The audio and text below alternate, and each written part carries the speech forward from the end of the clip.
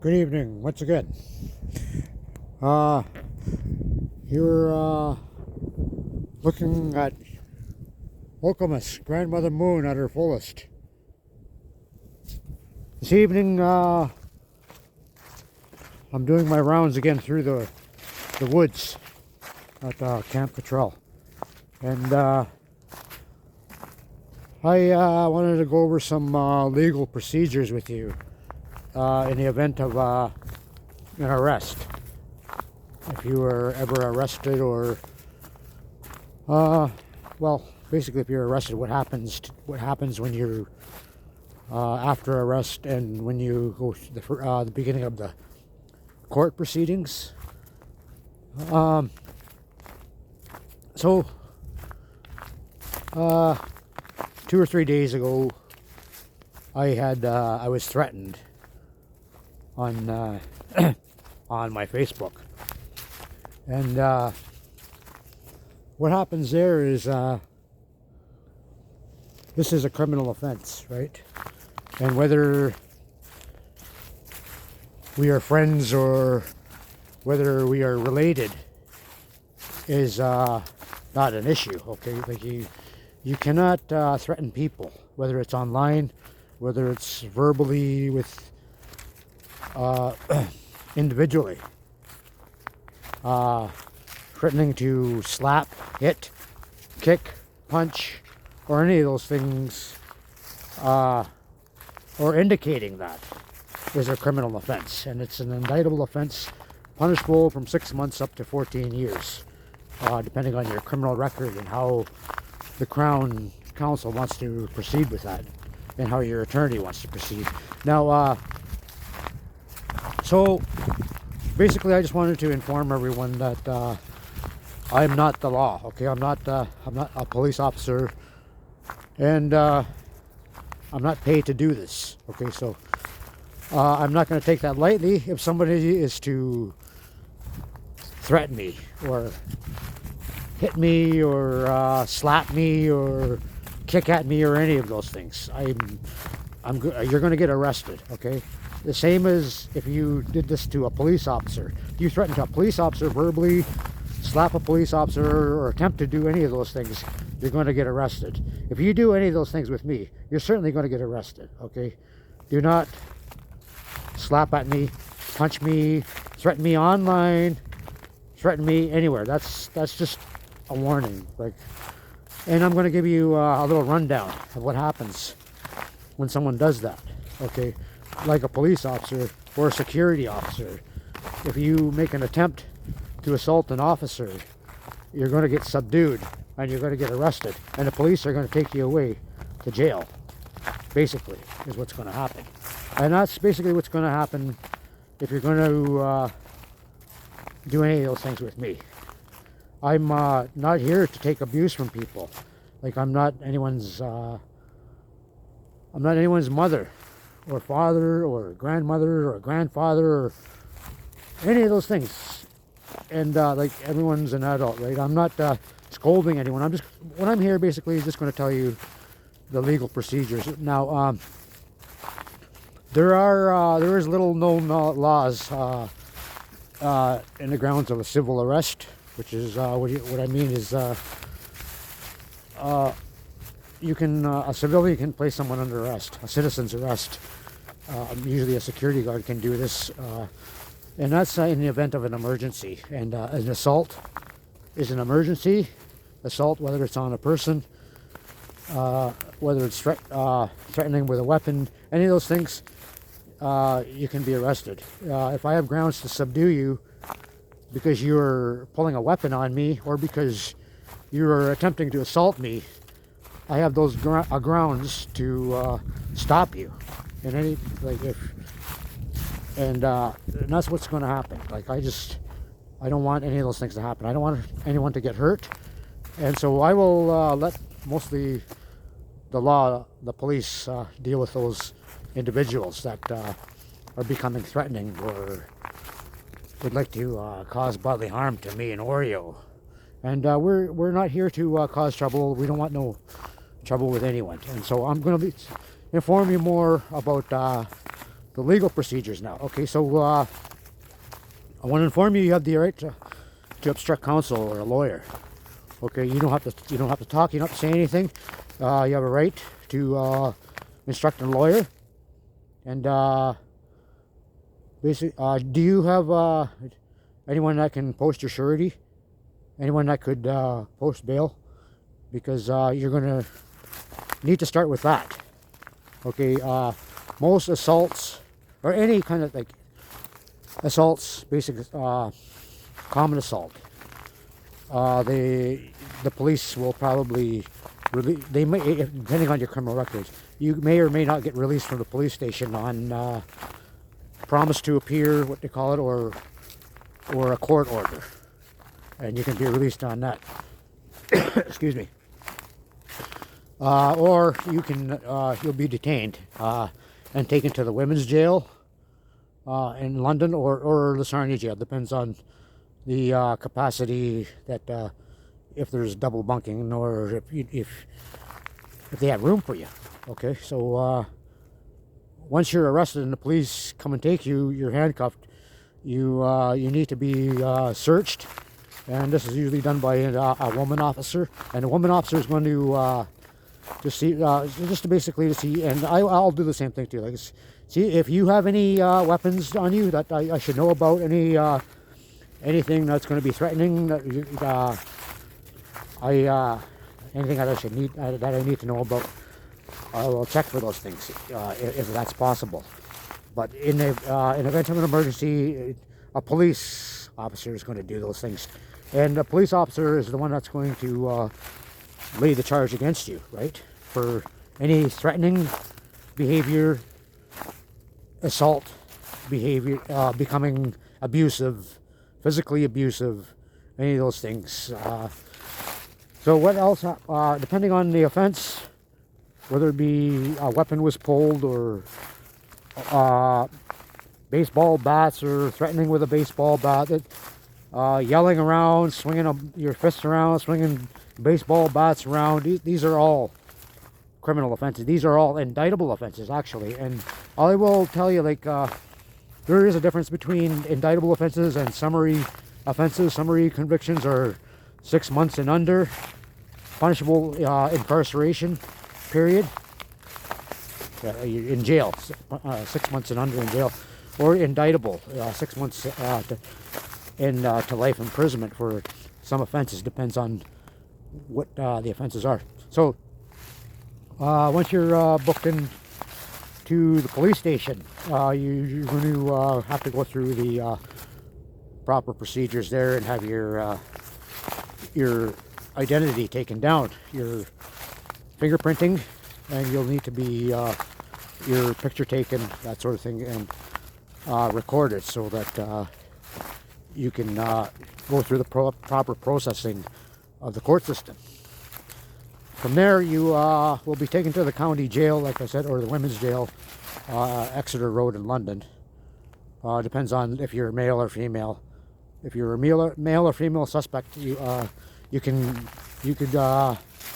begin probably in the Sarnia jail here, or the local jail, right? And so you'll either be seen by a justice, you'll be seen by the justice of the peace to have you remanded in custody or released from custody from jail. And once again, on your own recognizance. And certain conditions will be laid out before you're released. And this could take all day long. And or you could be remanded into custody, and you'll have to wait till Monday morning where you'll proceed with a bail hearing. You'll be arraigned for a bail hearing. And now at the jail they have the same procedure too. Also, for when you're getting booked into custody, you need to remove all your clothing, whether you're male or female, in front of the officers, and they'll search you thoroughly, and you'll have to endure having all your clothes fully removed and replaced with jail clothes. Now your your civilian clothes will be kept for you in the inmate property at the jail, and you'll be given your jail issue. So if you're not released from custody, you'll be going for the bail hearing. Depending on what day of the week, if it's a Monday or Tuesday, whatever. Monday to Friday, you usually go for a bail hearing within 24 hours, but you will see a justice of the peace within 24 hours. And so that's why it's important, like if you have a surety to post bail for you, someone that can sign for your bail, because you're gonna need surety, right, posted, because you may not be released from custody, and they may require someone to sign you out to take that responsibility of making sure that you appear in court when you're required to do so. So these are just the beginnings of the procedures. Now, what also happens is you need to find a lawyer. So you will, if you can't find a lawyer, you will be assigned a duty counsel, and a duty counsel will help you with the beginning of your bail proceedings, or you can go ahead with calling a lawyer, and you're given one phone call. You'll be given one phone call at the police station to let you know, or you could call a lawyer to let them know. I mean, I meant to say that that you're in custody, and that you need to you need a lawyer. And usually most lawyers will accept the collect call, and all calls that you make will have to be collected. And so if you're trying to find and you're in jail and you're trying to find someone to post your bail, you have to call collect. You have to call whoever it is, your relatives, your family. Excuse me, I have to dodge a tree here. You have to call everyone from the jail with all collect, and if they don't accept your collect calls, like you're shit out of luck, right? So you pretty much have to. It's not like when you're out on the street and you can just make calls whenever you want. You have to in jail, in custody, all the calls you're required to have your calls paid for. Collect, like you'll have to call whoever you're calling has to pay for the call, and they have to accept the charges. So and also at the jail, usually you're given priority by the other inmates once you're assigned a cell, or you're in custody with whatever cell block you're in. Usually they'll just give a new inmate the priority. A new inmate has the option to begin calling whoever they need to post their bail, and but after that, you become like everybody else, and nobody cares anymore. And so there's a lot of inmates in there that need to use the phone, and if you're taking too long, they're not going to wait for you.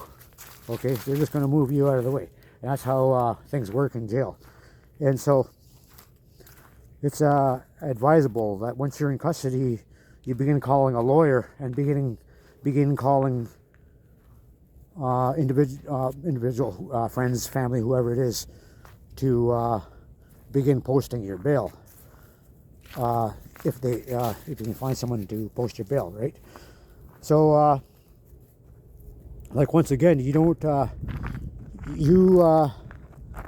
have the option, okay? If you there's also posting your own bail, your own in the event of arrest, you can post your own bail. They might do that when releasing you on your own recognizance, okay? Releasing you on your own recognizance may require that you sign your own you can sign your own self out, right? Post your own bail, and your surety, your own. It depends on if you have a job, but that also helps a lot too. That you have a job to go to.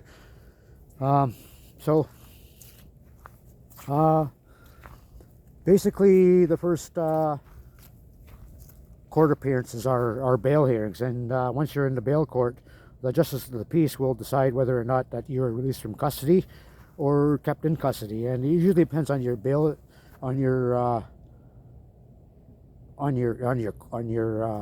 criminal record. Now, if you got an extensive criminal record, you find a chance of being kept in custody. And if it's a crowded jail, it's not going to be a very comfortable experience. It's going to be a very, very grueling experience, and one that you will certainly learn a lesson from, hopefully. So basically, do not threaten people, do not assault people, any of those things. Okay, this is not romper room, or we're not children around, children in the hood or anything like that, or children of the corn, or any of those things. We're none of those things, okay? We are adults in an adult world, okay? We don't need to be threatening each other, hurting each other, and carrying on those cycles. Those are certainly not. Those behaviors are not ours. Okay, we need to really straighten ourselves out if we're still practicing those behaviors. So, like I said, I'm going to let you go, but I just wanted to let you know the proper proceedings of being arrested and what's going to happen if someone is going to threaten me or assault me. I will take proper measures to have that person arrested, and so I'm not resorting to violence. My own mental thug behavior that I once used to practice. I'm not going to practice any of those things anymore. Oh yeah, Oreo is back here too. So Oreo is my security partner here, and Grandma Okamas the Moon.